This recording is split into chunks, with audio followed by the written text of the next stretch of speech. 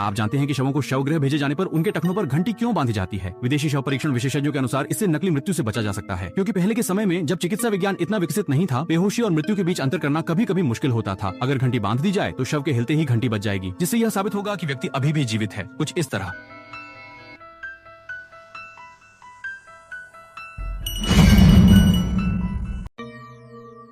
हाँ, सभी लोग इस तमाशे से हंस पड़े। आखिरकार अब की चिकित्सा स्थिति में गले में पट्टा पहनना एक पारंपरिक आदत है, लेकिन आश्चर्य की बात यह है कि उस रात घंटी सच में बज उठी।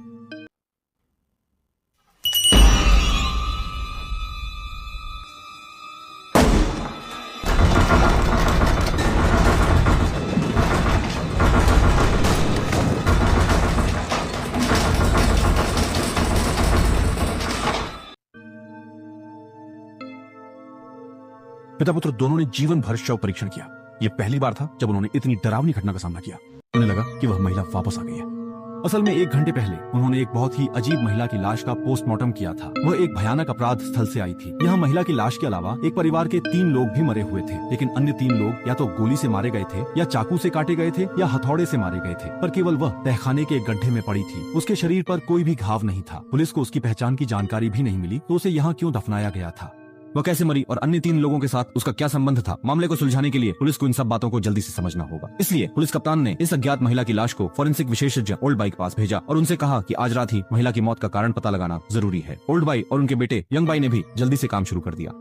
सबसे पहले बाहरी जांच की गई। महिला की लाश लगभग 25 साल की लग रही थी। पूरी त्वचा गोरी और काफी क्यूडैन थी। कोई घाव नहीं था, कोई शव धब्बे नहीं थे। सामान्यतः मृत्यु का समय 1 दिन से अधिक नहीं होना चाहिए था, लेकिन हाथ से जांच करने पर उसकी आंखें असामान्य रूप से धुंधली पाई गईं, जैसे कई दिनों से मरी हुई हो। और उसकी कमर बेहद पतली थी, जो शरीर के अन्य हिस्सों से बिल्कुल मेल नहीं खाती थी, और उसके चारों अंग बिना बाहरी बल के ही चूर चूर हो गए थे। उसके नाखूनों के बीच और बालों पर जो विशेष पीठ है, वह उनके इलाके में बिल्कुल नहीं है। इसका मतलब है कि यह महिला न केवल अजीब तरीके से मरी है, बल्कि उसकी पृष्ठभूमि भी निश्चित रूप से इतनी सरल नहीं है। इस समय जब छोटे सफेद ने उसका मुंह खोला, तो उसने डर के मारे देखा कि उसकी जीभ को पूरी तरह से काट दिया गया था और एक दांत भी गायब था। और बड़े सफेद ने उसकी गले से लगभग 20 सेंटीमीटर लंबी एक धागा निकाला। माइक्रोस्कोप से देखने पर यह एक प्रकार का फाइबर उत्पाद लगता है, लेकिन इसका उपयोग अभी तक निश्चित नहीं है।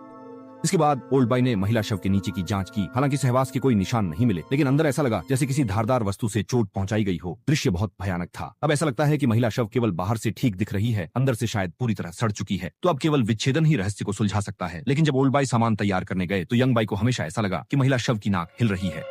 पास जाकर देखा, अंदर से सच में खून बह रहा था। अभी समझ भी नहीं पाया था कि क्या हो रहा है। एक मक्खी नाक के छेद से बाहर उड़ गई। पश्चिम में यह एक अशुभ संकेत माना जाता है, लेकिन नास्तिक होने के नाते बूढ़े बाई को विश्वास है कि पोस्टमार्टम के बाद सच्चाई सामने आ जाएगी। इसलिए पिता पुत्र ने कुशलता से महिला शव के नीचे गीला